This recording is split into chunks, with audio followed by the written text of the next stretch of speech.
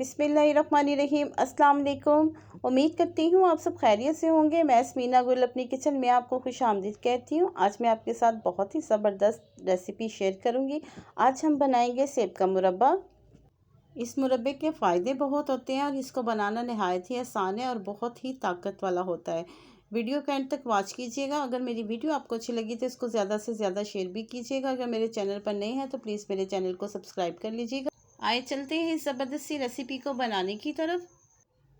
यहाँ पर मैंने 1 किलो सेब ली है, जिनको धो के अच्छे तरीके से साफ़ कर लिया है। मुरब्बा बनाने के लिए इस तरह के कच्चे सेब जो है उनका इंतखाब करना चाहिए। पके हुए जो सेब है उनका मुरब्बा बिल्कुल भी ठीक नहीं बनता। सब्ज़ कलर का अगर सेब होगा उसका मुरब्बा बहुत ही ज़बरदस्त बनता है। ऊपर से इसके छिलके जो है हम रिमूव कर लेंगे। आजकल सेब का बहुत ज़बरदस्त सीज़न आया हुआ है और बहुत मार्केट में अच्छे किस्म के सेब आए हुए हैं। सेब का मुरब्बा वैसे भी बहुत फ़ायदेमंद है, बच्चों के लिए भी और बड़ों के लिए भी। इसको बना के बच्चों को ज़रूर दीजिएगा, इससे बहुत ही फ़ायदा हासिल होता है।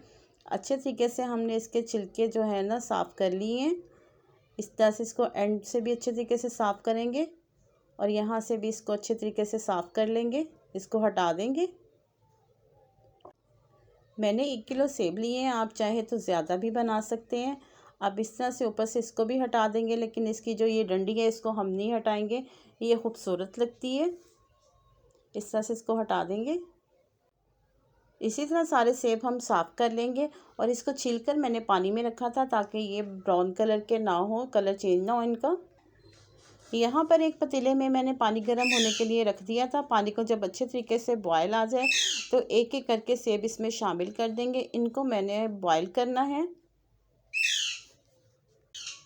कटिंग करते हुए एक सेब ख़राब निकला, उसको मैंने हटा दी है और इसको हम तकरीबन 20 से 25 मिनट तक बॉयल कर लेंगे। 20 से 25 मिनट हो गए हैं, हाफ़ ये कुक हो गए हैं। इससे ज़्यादा हमने इसको नहीं पकाना। और अब किसी नाइफ़ की मदद से इसको चेक कर लेते हैं। ये देखें हाफ़ कुक हो गए हैं। अब इसको हम किसी स्ट्रेनर की मदद से निकाल लेंगे। वही पैन लिए है, उसमें मैंने शामिल किए हैं 3 कप चीनी के, और जो हमने पानी बॉयल करके रखा था सेब का वही पानी मैंने लिया है। तकरीबन 4 कप हम पानी के इसमें शामिल करेंगे।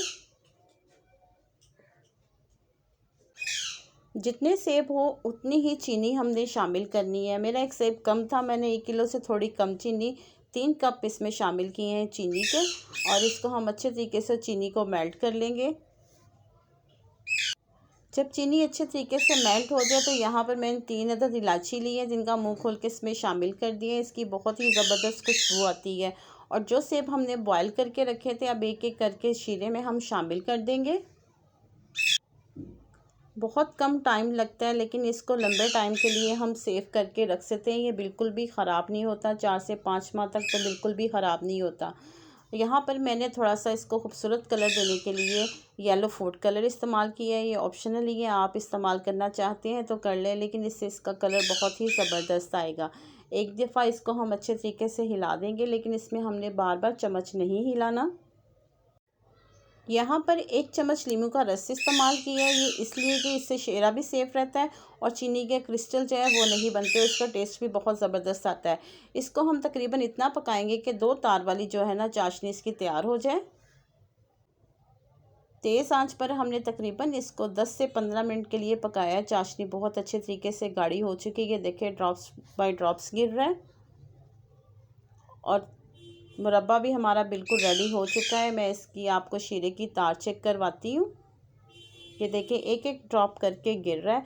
अगर इस तरह चेक करना चाहते हैं तो इस तरह चेक कर ले, नहीं हाथों की मदद से। ये देखें इस तरह से इसकी 2 तार बनेगी। शीरा हमारा बिल्कुल रेडी हो चुका है, मुरब्बा रेडी है। अब इसका चूल्हा बंद करते हैं और इसको रूम टेम्परेचर पर ठंडा कर लेते हैं, और इसके बाद मैं आपको डिश आउट करके दिखाती हूँ। अल्हम्दुलिल्लाह माशाल्लाह से देखें बहुत ही ज़बरदस्त सेब का मुरब्बा बनकर तैयार हो चुका है। इसकी लुक चेक करें, बहुत ही ज़बरदस्त है। और इसको हम 6 महीने के लिए तक सेव कर सकते हैं। और अगर इसका शीरा अच्छा पका होगा तो ये बिल्कुल भी ख़राब नहीं होगा। मैं इसकी कटिंग आपको करके दिखाती हूँ। ये देखिए अंदर तक से पका हुआ है उम्मीद करती हूँ आपको मेरी रेसिपी पसंद आई होगी। अगर मेरी रेसिपी आपको पसंद आई, इसको लाइक शेयर और सब्सक्राइब ज़रूर कीजिएगा और साथ लगे बेल आइकन के बटन को ज़रूर प्रेस कीजिएगा ताकि मेरी हर आने वाली वीडियो का नोटिफिकेशन सबसे पहले आप तक पहुँच सके। अल्लाह पाक हम सबको अपने हिफ्ज़ ईमान में रखे और अल्लाह पाक हमारे रिज़्क़ में बहुत बहुत इजाफ़ा दे। मुझे अपनी दुआओं में याद रखिएगा, मैं आपको अपनी दुआओं में याद रखूँगी।